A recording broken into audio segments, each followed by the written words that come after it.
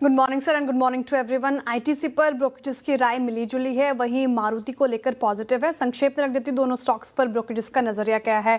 Nomura ने ITC को upgrade करके बाय की कॉल दे दी है। 340 के टारगेट प्राइस हैं। सीएलएसए भी पॉजिटिव है, आईटीसी को लेकर 388 की टारगेट प्राइस आए हैं, तो यानी कि 20 से 40% का अपसाइड पोटेंशियल सीएलएसए नोमुरा देख रहे हैं। वही एचएसबीसी, जेपी मॉर्गन और मैक्वेरी थोड़ा कॉशियस है।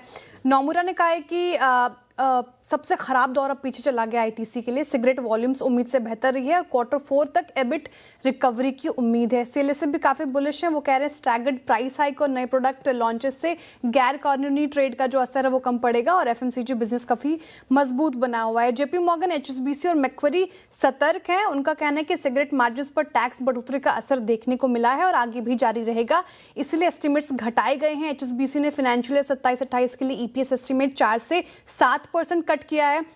मैक्वेरी ने भी 9% की कटौती की है यहाँ पर, लेकिन ब्रोकरेज को उम्मीद है कि Q4 से यहाँ पर रिकवरी की उम्मीद होगी। मारुति को लेकर ज्यादातर ब्रोकरेज पॉजिटिव ही हैं। एचएसबीसी ने 16,000 की टारगेट प्राइस दी है, यानी कि 12% का अपसाइड पोटेंशियल नजर आ रहा है। उनका कहना है कि कमोडिटी कॉस्ट की वजह से Q1 थोड़ा मार्जिन को लेकर थोड़े कंसर्न्स हैं सभी ब्रोकरेज के, लेकिन उनका मानना है कि क्वार्टर अगर आप देखें तो ठीक ठाक ही रहे नतीजे और नई ब्रेजा की लॉन्च वॉल्यूम ग्रोथ को सपोर्ट करेगी। नोमुरा ने भी अच्छे टारगेट प्राइस रखे हैं। डोमेस्टिक ग्रोथ की भी उम्मीद जताई है। फाइनेंशियल 27 में 10% की। कमोडिटी कॉस्ट, फॉरेक्स और फिक्स्ड कॉस्ट की वजह से मार्जिन पर थोड़ा दबाव है, वहां पे नजरें रहेंगी, लेकिन ओवरऑल नंबर्स पसंद आए इसलिए पॉजिटिव है मारुति को लेकर। ओके सरप्राइजिंगली सर डिविस पे थोड़ा ब्रोकरेजेस कॉशियस है। इनफैक्ट सेल की कॉल आ गई है। वही सन फार्मा को लेकर पॉजिटिव है। हालांकि डिविस लैब ने काफ़ी अच्छे नतीजे पेश किए हैं, लेकिन कोटक इंस्टीट्यूशनल ने यहाँ पर सेल की कॉल दी है। टारगेट प्राइस भी देखिए थोड़ा घटा दिया है, इनफैक्ट ज़्यादा ही घटाया है। 6,925 का टारगेट प्राइस। डाउनसाइड रिस्क नज़र आ रहा है। वो कह रहे हैं कि जो भी पॉजिटिव खबरें थी वो ऑलरेडी इस प्राइस में शामिल है और यहाँ से अब अपसाइड नज़र नहीं आ रहा। हालांकि नतीजे काफ़ी अच्छे लगे हैं उनको। CSM बिजनेस ने आने वाली वैलिडेशन बैच सप्लाई से रेवेन्यू और मार्जिन को सहारा मिला है और ग्रॉस मार्जिन भी 750 बेसिस पॉइंट बढ़ा है, लेकिन सेल्स उनको टिकाऊ नजर नहीं आ रही, लंपी नजर आ रही है, इसलिए बिकवाली की कॉल यहाँ पर। सन फार्मा को लेकर काफी पॉजिटिव है। एचएसबीसी और मैक्वेरी बाय और आउट परफॉर्मर की कॉल आ गई है। 2120 के टारगेट प्राइस आए हैं, तो अच्छा नजर आ रहा है। Q1 में रेवेन्यू, एबिटा, एडजस्टेड पैट अनुमान के रूप रहे हैं उनके मुताबिक और यूएस इंटरनेशनल मार्केट दोनों से सहारा मिला है और GLP-1 सेगमेंट में कंपनी की पकड़ मजबूत हो रही है, जो कि आगे चलकर काफी सपोर्ट करेगी।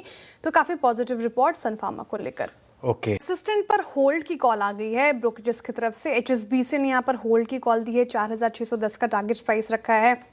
नतीजे उनको अनुमान से बेहतर नजर आए हैं, लेकिन थोड़ा नीचे का टारगेट प्राइस है क्योंकि काफी स्टॉक चल चुका है। उनका कहना है कि डील विंस काफ़ी मजबूत रही है और ग्रोथ को हाईटेक, इंडिया, यूरोप और टॉप 5 अकाउंट्स का सपोर्ट मिला है, लेकिन नेक्स्ट 15 अकाउंट्स ने कमज़ोर प्रदर्शन दिखाया है।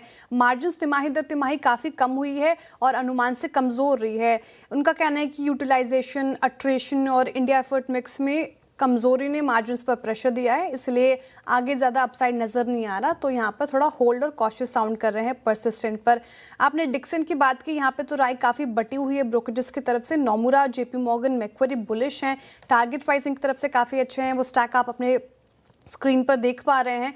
Q2 में मोबाइल वॉल्यूम अच्छा खासा बढ़ा है। वीवो प्रोडक्शन Q3 से शुरू हो जाएगा और PLI 2.0 एक्सपोर्ट और कंपोनेंट मैन्युफैक्चरिंग आगे ग्रोथ को सपोर्ट करेंगे, मार्जिन को भी सपोर्ट मिलेगा। लेकिन दूसरी ओर सीएलएसए और गोल्डमैन काफ़ी कॉशियस साउंड कर रहे हैं। सेल अंडर परफॉर्मर की कॉल है उनकी तरफ से।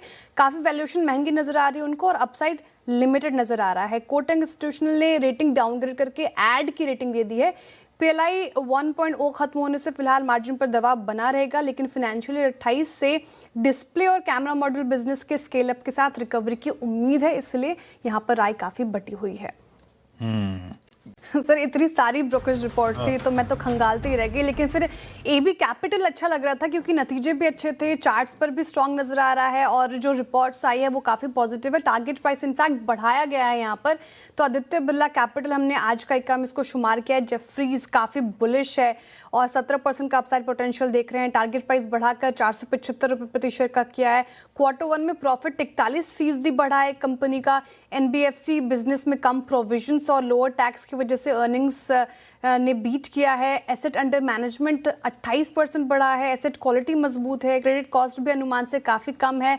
लाइफ इंश्योरेंस बिजनेस में वीएनबी मार्जिन डबल हो गया है, जिसकी वजह बेहतर प्रोडक्ट मिक्स रही। इसीलिए फाइनेंशियल ईयर 27 और 28 के लिए ईपीएस एस्टीमेट बढ़ाए गए हैं, जो कि काफ़ी पॉजिटिव हो जाती है। 3 से 4% की बढ़ोतरी यहाँ पे की गई है और फाइनेंशियल ईयर 28 तक 24% ईपीएस के की भी उम्मीद जताई गई है। तो ब्रोकरेज के तरफ से बड़ा थम्स अप, नतीजे अच्छे हैं, इसलिए एबी कैपिटल आज का एक का हो सकता है। एबी कैपिटल आज का एक का हो सकता है।